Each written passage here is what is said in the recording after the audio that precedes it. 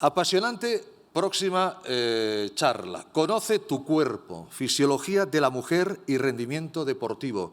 ¿Cuántas semanas, cuántos meses, doctor Vergés, llevamos en los programas de radio hablando de la importancia de la mujer, hablando sobre la mujer, hablando del deporte en la mujer, el embarazo y el deporte, etcétera, etcétera? Ayer era el Día Internacional de la Mujer, aunque deberían ser todos los días internacionales de la mujer, y lo digo de verdad, no para quedar bien, sino lo digo con sentimiento.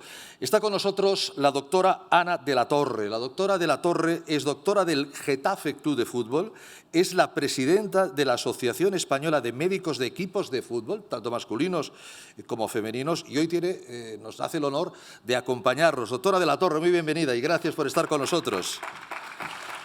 También va a participar en esta mesa la señora Melanie Fernández, que es codirectora del Máster Universitario en Fisioterapia en el Abordaje Integral del Suelo Pélvico de la Universidad Europea de Madrid, que es fisioterapeuta especialista en uroginecología, obstetricia y ejercicio terapéutico en One Life Center. Les dejo con ellas porque el tema es absolutamente apasionante. Doctora de la Torre, cuando usted quiera, bienvenida. Bueno, muchas gracias a todos, sobre todo por la invitación que me han hecho, y espero que les pueda ayudar a aclarar algunas cosillas con lo que yo puedo saber. Y también me permite un poco la licencia, que estamos hablando un poco del mundo del deporte, tanto a nivel profesional como a nivel recreacional. Y dentro de la medicina del deporte, es una especialidad que era antes vía MIR, que se quitó esa especialidad, a pesar de que cada vez está aumentando más el número de personas que están haciendo deporte. Entonces, me permite un poco la licencia que hay un grupo de médicos del deporte que se llama el Grupo Galeno Activo, que está luchando un poco para que vuelva a la especialidad, y que yo estoy dentro de él, y entonces pues creo que es un ambiente apropiado, porque el deporte es un medicamento baratísimo y que puede utilizar todo el mundo, ¿no? Independientemente de la patología que tenga, y puede mejorar las condiciones desde el punto de vista de salud y desde el punto de vista también de la propia enfermedad. Y sin más, empezamos. Si nosotros nos fijamos un poco en la fisiología femenina, lo que podemos ver es que las mujeres tenemos una variación metabólica que es cíclica y que no hace falta, todo el mundo la conoce, ¿no? Pero para que tengamos en cuenta las diferencias un poco con respecto al varón, una de las cosas que esta variación cíclica nos va a producir es que vamos a tener un porcentaje de grasa entre un 10 y un 12% de masa muscular menos que el varón. Y eso es algo evidente, ¿no? Que desde el punto de vista morfológico somos distintos. Y esto se va a repercutir también a la hora de hacer ejercicio y a la hora del rendimiento, cuando hablamos de rendimiento. ¿Por qué? Porque tenemos una hormona en menor cantidad que el varón, que es la testosterona, que es la típica hormona masculina, y que en condiciones normales la mujer tiene una testosterona menor, ¿no? Esto va a hacer que tengamos más fibras lentas del tipo 1 desde el punto de vista de fibras musculares.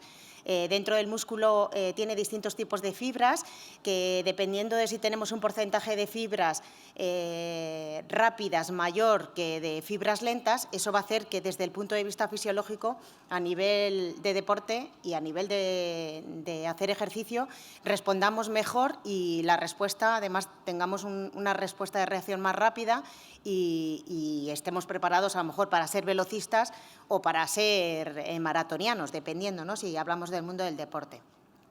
Pero una cosa que sí que tenemos las mujeres es que tenemos una adaptación al entrenamiento más rápido que el varón, que eso es una cosa que, a pesar de que a lo mejor no podamos tener determinados o realizar determinados entrenamientos en cuanto a cargas o volúmenes, pero sí tenemos una adaptación más rápida.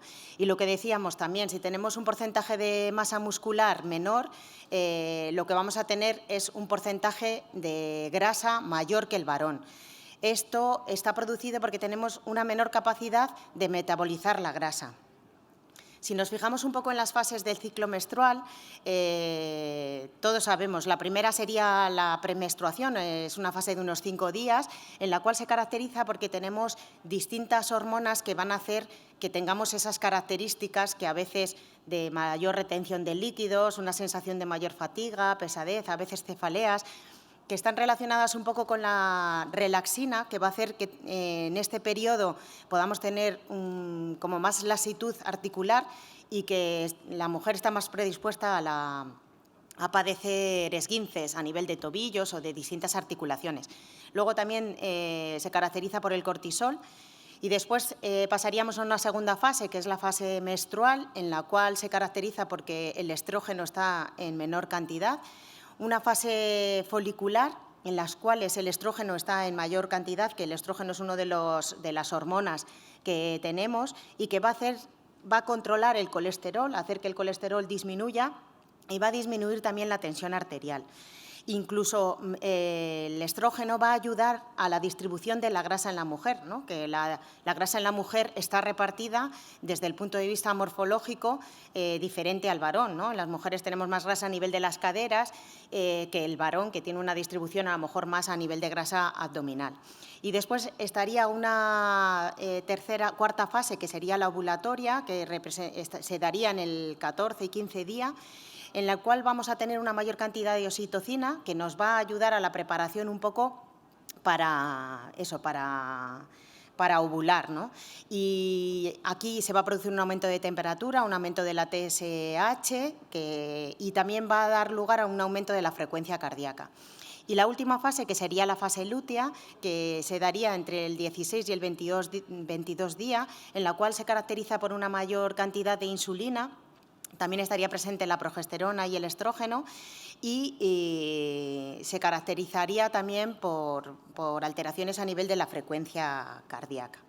Si nosotros tenemos en cuenta las distintas fases por las que pasamos todas las mujeres, que hemos dicho que es de una forma cíclica, pues dependiendo de cada una de las fases, si quisiéramos tener un mayor rendimiento, pero no solo a nivel de competición, sino a nivel de que el ejercicio produzca mejores o mayores beneficios en la mujer, pues tendríamos que aprovechar cada una de esas fases y trabajar una cosa o una parte específica. En la fase premenstrual, lo indicado sería el trabajo de flexibilidad, un trabajo con una carga media y un trabajo aeróbico suave, ¿no? Que podría ser el aeróbico suave, la bicicleta, la elíptica, o sea, los distintos ejercicios aeróbicos, natación, y dependiendo de la intensidad, pues la carga sería más alta o más baja. Si estamos hablando de la fase menstrual, aquí podríamos realizar una carga media y hacer un trabajo sin impacto. Claro, esto si estamos hablando de una persona que hace un deporte recreacional, si estamos hablando de una persona que hace deporte de rendimiento, hay veces que en distintas fases tienen que trabajar, pero sí que es verdad que a veces se intentan adecuar los entrenamientos a estas fases. Y luego en la fase folicular, que sería una fase en la cual la mujer se encuentra mejor y determinados síntomas han desaparecido, sería la indicada para hacer un mayor trabajo de fuerza, porque ese trabajo de fuerza se va a asimilar mejor y va a obtener una mejor repercusión y luego también un trabajo de alta intensidad, que es lo que pone ahí del HIIT.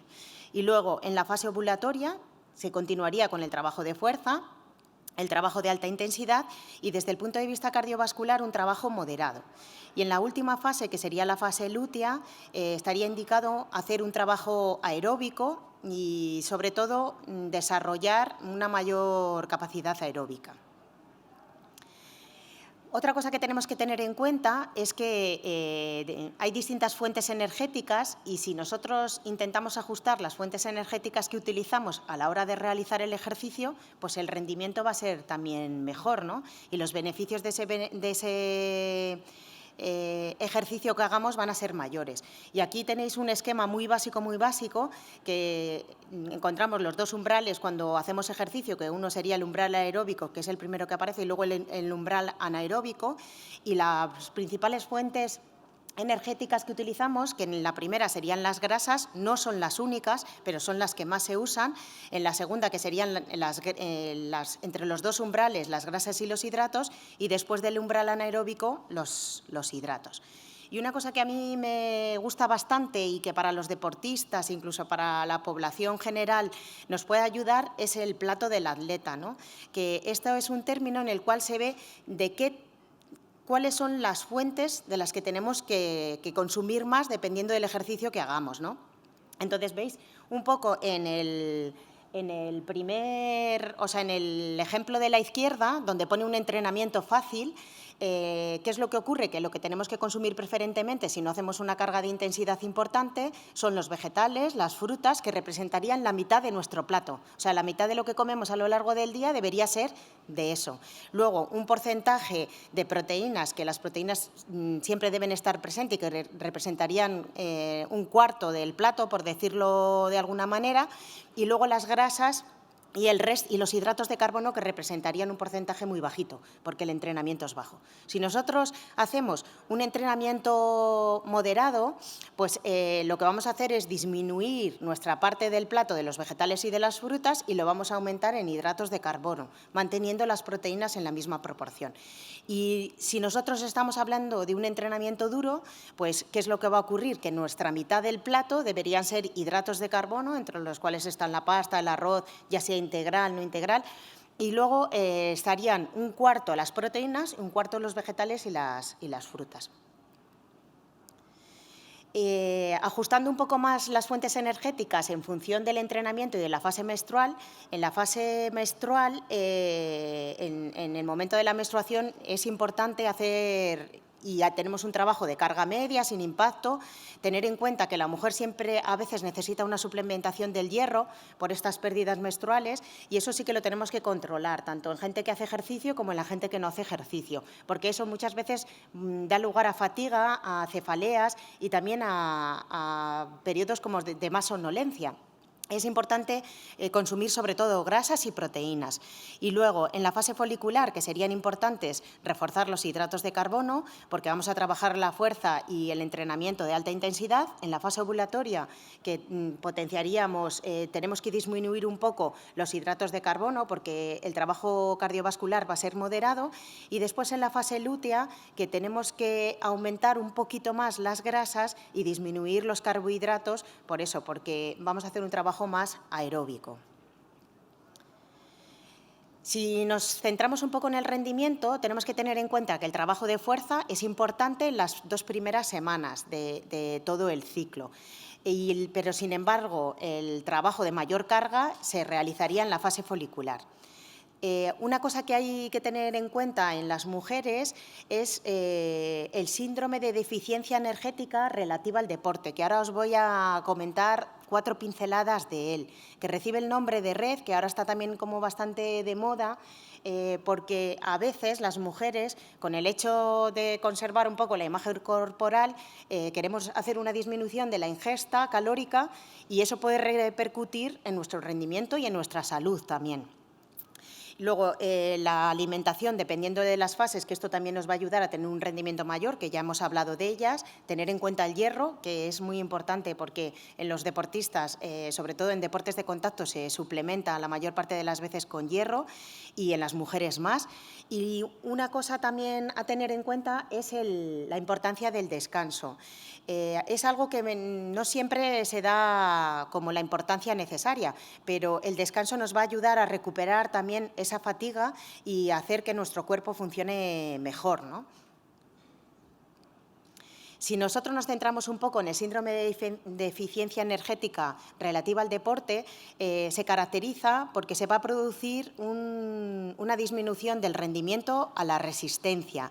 Se produce una disminución, ¿por qué está producido? Porque disminuimos la ingesta. Si disminuimos la ingesta, aquellas funciones del cuerpo que son de lujo, entre comillas, pues las corta, porque las deriva, la energía se deriva a las funciones básicas. Hay una disminución del rendimiento en cuanto a fuerza, hay una mayor irritabilidad, disminuye también los almacenes de glucógeno, que esto es muy importante a nivel del deporte, puede producir estados como de una especie de depresión, disminución en la concentración, alteraciones a nivel de la coordinación e incluso a veces, si la restricción es muy importante, puede dar lugar a una alteración a nivel del juicio y del deterioro psicológico. Y disminuye también la respuesta al entreno, que todas estas cosas, ¿en qué van a desembocar? En que si nosotros hacemos una menor ingesta y esto va a alterar a nivel del rendimiento de resistencia, al nivel del rendimiento de fuerza, podemos tener un mayor riesgo de lesiones. que esto sí que va a ser importante porque luego es como el caballo de batalla un poco de los deportistas, ¿no? Y va a ser un poco la consecuencia, lo que decíamos, los deportistas, el ejercicio nos ayuda porque nos va a mantener en mejor forma, pero es verdad que nos va a desgastar determinadas articulaciones y a largo plazo los deportistas son pacientes que tienen artrosis muy precoces, que por eso también estamos aquí, ¿no? en este simposio. Y sin más, pues daros las gracias a todos, que es simplemente pues, 4 pinceladas, ¿no? Un placer, doctora de la Torre. No se vaya muy lejos, no se vaya muy lejos. ¿Hay alguna pregunta para la doctora de la Torre? ¿Me las van a dejar que las hagas todas yo? Hay 2 compañeros en los extremos de la sala, esta magnífica sala, Alfonso Goyeneche. Sí. Enrique, para que pueda preguntar. Si queréis, a lo mejor una cosa solo, un comentario, porque si no surgen las preguntas, a veces en deportes de rendimiento y en deportes de equipo se sincroniza la menstruación, o sea, se intenta, ¿no? sincronizar la menstruación para obtener mayores rendimientos, pero eso es una cosa anecdótica, ¿no? Pero bueno, también un poco de eso hemos hablado, doctora, en el programa, que creo que se habla muy poco de ese tema. Hay una cuestión clara, el fútbol femenino y el deporte femenino, la mujer en general, ha hecho una irrupción en el mundo del deporte fantástica, brutal. ¿Esto a qué cree que es debido? O sea, yo creo que primero a que hemos tenido la oportunidad de hacerlo, ¿no? Porque no siempre a veces tienes la posibilidad de hacerlo. Seguro. Y luego porque al final, en realidad, cuando uno lucha por algo que tiene las condiciones, es verdad que la gente dice que a veces el deporte femenino tiene unas características diferentes, pero eso no quiere decir que sea peor. El mundo del deporte femenino se ha profesionalizado, que yo creo que es otro salto que se ha dado, porque hasta ahora a veces es difícil compaginar, sobre todo el deporte de alto rendimiento, con otros trabajos, porque a veces no se obtiene el rendimiento porque no tienes las condiciones para poder realizarlo. Pronto para esa igualdad, esperemos que los máximos mandatarios al final lo decidan. Una pregunta que no tiene nada que ver con esto. Usted es la directora de los servicios médicos del Getafe. Bueno, directora no, que el director es otro compañero, pero yo trabajo en los servicios médicos del Getafe y soy responsable de categorías inferiores. Pero el Getafe en las últimas semanas ha subido mucho. Sí, nos queda un poquito todavía. La llegada de Quique Sánchez Flores ha sido buena. Nos ha ayudado, sí. Mi pregunta es, cuando llega un entrenador nuevo, ¿habla con los servicios médicos del club y pregunta, oye, fulano, ¿qué tal está? Fulano, ¿cómo va? ¿Qué pasa? Que es que en el primer entreno he visto que va a flojeras. Entonces, hay esa relación y qué importante el papel de la información que el médico le da al entrenador, ¿no? Claro. O sea, está claro que sí, lo primero que hace es conocer un poco toda la gente que trabaja en el club, que para eso va a trabajar con nosotros o con el equipo que sea, y conocer también a los deportistas que tiene, para saber las características, las carencias, lo que puede sacar de cada uno. Y todos los días, antes de empezar el entrenamiento, como en cualquier equipo de fútbol, pues hacemos un reporte, o sea, le contamos un poco cómo están nuestros deportistas. Pues a este le duele el isquio, a este le duele la cabeza, a este ha estado con fiebre, porque claro, los deportistas son gente normal que tiene otros procesos que no son lesiones deportivas también. Muchísimas gracias, doctora de la Torre, ha sido un placer, de verdad.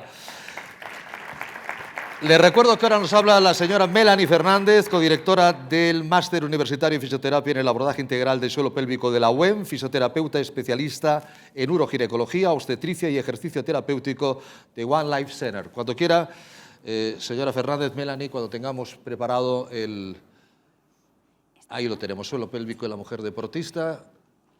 Se nos ha ido, pero lo recuperamos en un instante. Pueden hacer preguntas, recuerden. Gracias por venir. Vale. Buenos días a todos. Lo primero, me gustaría agradecer a la organización por la invitación a participar en este simposio. Y como fisioterapeuta especialista en el área de uroginecología y obstetricia, me gustaría resaltar la importancia que tiene el suelo pélvico en la mujer deportista. El suelo pélvico es el conjunto de músculos, fascias y ligamentos que tapizan nuestra pelvis en la cavidad inferior. Sus múltiples funciones, como son la de mantenimiento de la continencia, una micción y defecación correcta, soporte de órganos pélvicos, función reproductora, con su culmen con el momento del parto, así como la función sexual, junto con la función estabilizadora en conjunto con la musculatura abdominal y lumbar, así como de amortiguación de presiones, es de vital importancia a tener en cuenta a lo largo de la práctica deportiva, principalmente en la mujer.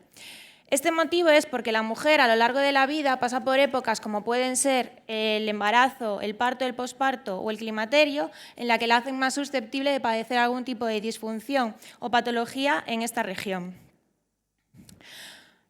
Es importante tener en cuenta esta región corporal a la hora del entrenamiento, porque si no nos podemos encontrar 4 factores de riesgo importante a padecer algún tipo de disfunción o patología. La primera factor de riesgo serían las alteraciones hormonales. Estas alteraciones hormonales nos encontramos muchas veces en deportistas de élite, en las que su ciclo hormonal se va a ver alterado, en muchas ocasiones apareciendo una amenorrea, generando una disminución en los estrógenos, en la cantidad de estrógenos. Esto, a su vez, nos va a hacer más susceptibles de padecer algún tipo de patología o disfunción debido a las alteraciones que se producen en el tejido conjuntivo. Además, sabemos que, según la evidencia, muchas mujeres deportistas de élite, sobre todo en deportes de alta demanda, como pueden ser la danza o el ballet, o incluso corredoras de largas distancias o el triatlón, padecen más riesgo de padecer algún tipo de desorden alimentario. Como bien comentaba la doctora Ana, es bastante frecuente, nos encontramos también el síndrome de déficit energético, que hace a su vez producir alteraciones hormonales en las mujeres. Estas alteraciones también, la amenorrea principalmente, puede generar una disminución en la densidad ósea, generando una situación similar a la que se produce en la menopausia. En segundo lugar, deportes de alto impacto o de medio impacto también favorecen a su vez el aumento del riesgo de disfunciones sexuales en la mujer, como puede ser la dispareunia o el dolor en las relaciones, así como el prolapso de órganos pélvicos. En tercer lugar, el control neuromuscular del tronco se puede ver alterado, generando riesgo o aumentando el riesgo de que la mujer padezca dolor lumbar a lo largo de su práctica deportiva, y además, con su relación con el miembro inferior, puede aumentar el riesgo a padecer algún tipo de patología a este nivel.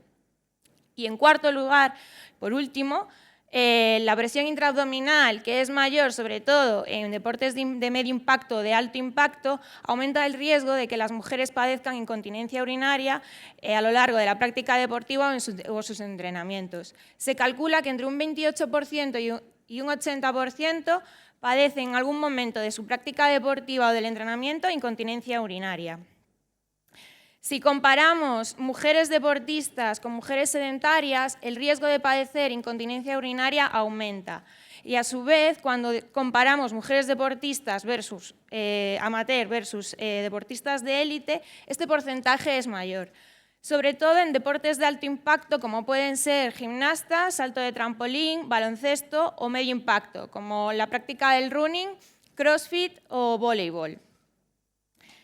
Pero, ¿cuál es la causa principal? Fundamentalmente, el suelo pélvico forma parte del sistema estabilizador profundo junto con la musculatura abdominal, con el transverso, específicamente con el transverso del abdomen, el diafragma y los multífidos.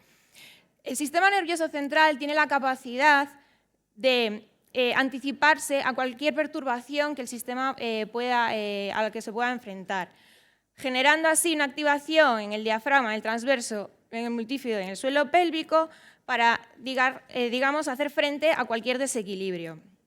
¿Qué es lo que pasa cuando nos encontramos a alguna mujer con dolor lumbar o que padece incontinencia urinaria? Pues que existe un retardo en el timing de esta activación. Por lo tanto, esta puede ser la causa principal de que las mujeres que practican deporte, tanto de impacto como de alto impacto, puedan padecer algún tipo de disfunción. ¿Pero qué pasa si no se actúa a tiempo? Pues principalmente nos encontramos que las mujeres que padecen incontinencia urinaria durante su práctica deportiva se van a ver afectadas a nivel psicosocial. Aunque sigue siendo un tema tabú y a día de hoy se habla cada vez más, sí que es verdad que genera en la mujer una situación de vergüenza. No lo habla con su entorno y, por lo tanto, esto, al no transmitirlo a su entorno, pues tampoco se puede modificar o se puede prevenir de alguna manera. A la larga, esto va a conllevar a que haya una disminución en el rendimiento o que incluso llevemos a que la mujer cambie su práctica deportiva o directamente abandone el deporte. Y, por lo tanto, ¿cómo debemos actuar ante esta situación? Pues principalmente debemos educar a las mujeres que practican deporte, a las mujeres deportistas y a las mujeres en general, a que conozcan esta parte de su anatomía, a que conozcan cómo funciona, a que la reconozcan y sepan activarla, ya que en numerosos estudios que se ve de mujeres deportistas en las que valoran el estado del suelo pélvico, cerca de un 60%, cuando se le pide una contracción de esta musculatura, por ejemplo, la musculatura del suelo pélvico, no son capaces de activarla, no lo reconocen. Es, por tanto, que es fundamental iniciar siempre con una educación en este área. En segundo lugar, es fundamental también la integración de esta región en la práctica deportiva, de cara a prevenir posibles disfunciones o a minimizar las mismas. En tercer lugar, sería también fundamental el hecho de entrenar específicamente este área de cara a prevenir cualquier tipo de disfunción. Como hemos visto, la incontinencia urinaria es la que más prevalencia tiene, pero también afecta al dolor lumbar, siendo parte de la estabilización lumbopélvica, y por lo tanto nos puede ayudar también a prevenir otro tipo de disfunciones relacionadas con el complejo abdominopélvico, así como también con el miembro inferior. Y por último, en caso de que haya algún tipo de disfunción o algún tipo de patología, será primordial el trabajo en conjunto o el trabajo interdisciplinar con fisioterapeutas especialistas en este área de cara a minimizar la patología o la disfunción que tenga la mujer o incluso a tratarla y a que desaparezcan los síntomas. En conclusión, me gustaría hacer incidencia en el hecho de que es fundamental integrar esta parte anatómica de la mujer en el entrenamiento de cara a minimizar o incluso paliar la disminución que puede llevar al rendimiento deportivo de la mujer o incluso al abandono. Y todo esto siempre de la mano de un equipo multidisciplinar de cara a mejorar la calidad de vida de la mujer deportista. Muchas gracias por su atención. Queda a disposición de cualquier pregunta. Muchas gracias, Stephanie. Melanie Fernández. Melanie, ¿alguna pregunta? Una pregunta, por favor.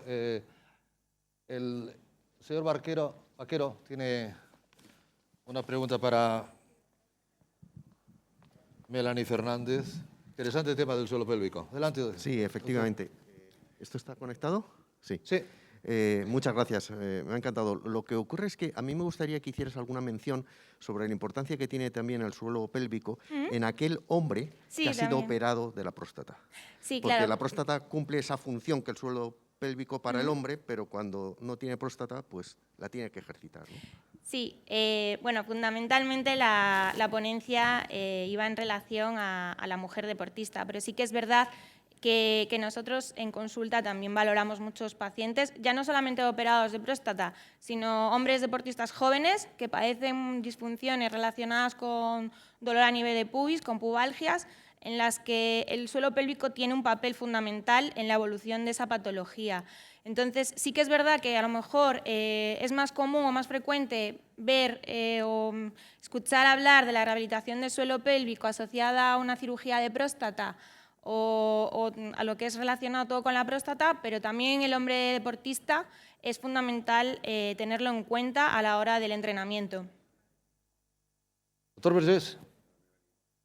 Buenos días. Gracias por estar con nosotros. Muchas gracias a vosotros. Felicitarte por la presentación. Gracias. A nivel práctico, dijéramos una mujer que se encontrara con algunos de los problemas que has citado, que puede tener, dijéramos, y que reforzando el suelo pélvico, ¿a quién tendría que acudir a nivel práctico? ¿Tú qué recomendarías? ¿A quién tendría que acudir? ¿A qué tipo de profesional, me entiendes? ¿Y qué debería hacer? Bueno, principalmente la mujer normalmente acude primero cuando tiene este tipo de síntomas a un ginecólogo o a un urólogo. Muchas veces, debido a los retrasos que a veces pueden tener en el servicio público de salud, acuden al fisioterapeuta especialista en uroginecología o obstetricia. Nosotros en consulta tenemos herramientas terapéuticas para valorar cuál es la funcionalidad de las estructuras y ver o valorar en consulta qué es lo que puede estar pasando con esa mujer o a qué nos podemos enfrentar.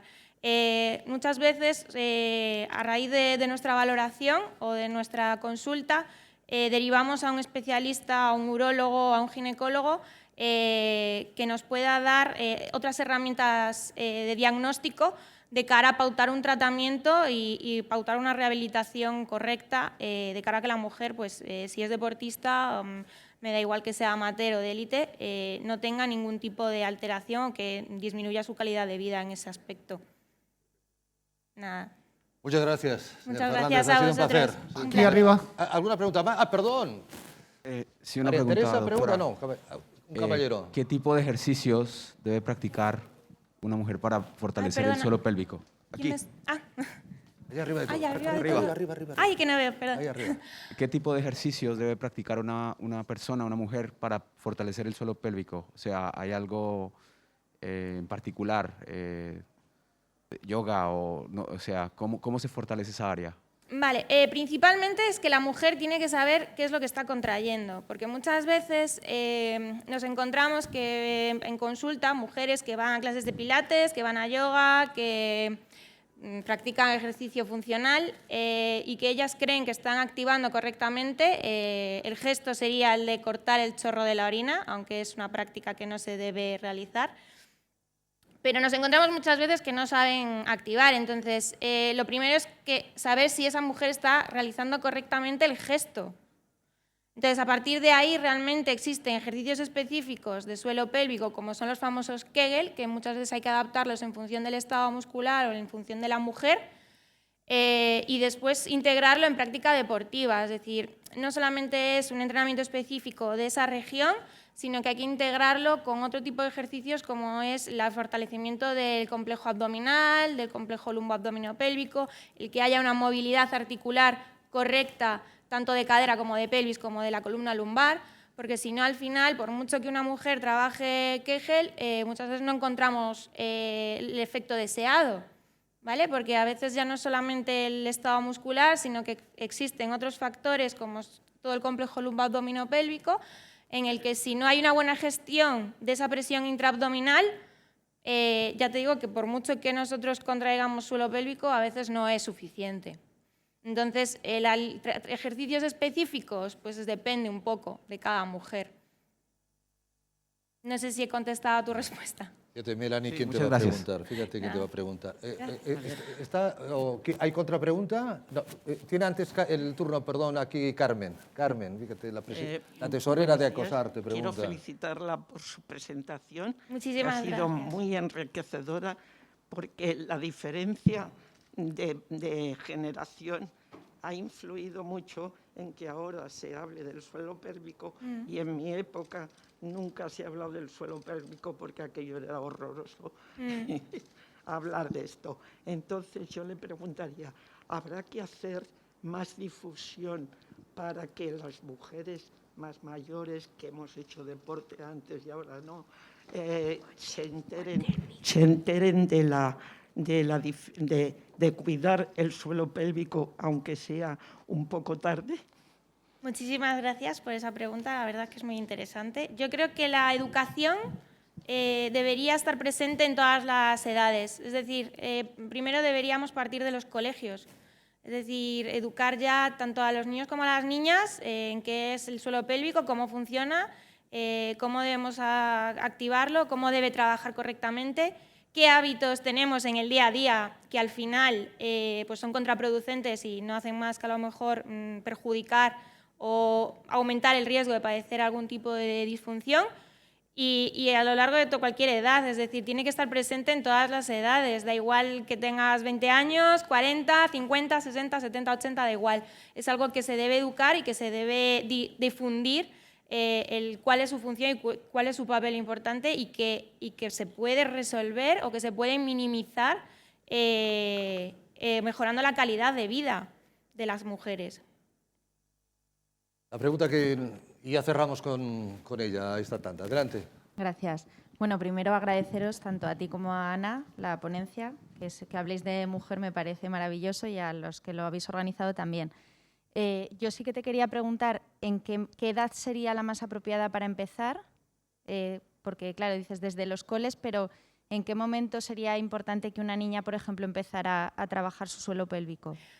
Más que trabajar el suelo pélvico es un tema de educación y de hábitos. El problema que vemos es que desde pequeñitas es como un tema tabú, no se habla. Entonces, ya simplemente el hecho de educar a las niñas desde pequeñas a llamar sus genitales por su nombre ya es algo, ¿vale? Entonces, a partir de ahí, simplemente empezar con hábitos miccionales, defecatorios correctos. Simplemente el no ir con prisas, el no empujar, el mantener una posición relajada, posiciones adecuadas. Y después ir educando poco a poco en el ciclo menstrual, en la anatomía, es decir, el que vayan identificando o vayan, digamos, integrando esa parte de su cuerpo en su córtex cerebral, ¿vale? En su sistema nervioso central. Entonces, realmente una edad como tal para ejercitar, si todo va bien, realmente no tendríamos por qué estar haciendo tanto hincapié en esto. El problema que vemos es que a lo mejor en deportes de impacto, ¿vale? O en niñas que a lo mejor entrenan desde muy pequeñas en trabajos de impacto, sería fundamental a lo mejor hacer algún tipo de incursión a lo que es la educación en la anatomía, simplemente en la función y en hábitos, en la postura, en cómo notar o qué es lo que deben de notar cuando activan ese suelo pélvico, y un trabajo al final un poco en conjunto de toda la esfera lumboabdominopélvica. Nada, a ti. Melanie Fernández Lago, muchísimas gracias. Muchas gracias a vosotros. Ha sido un honor, un placer. Gracias. Un placer.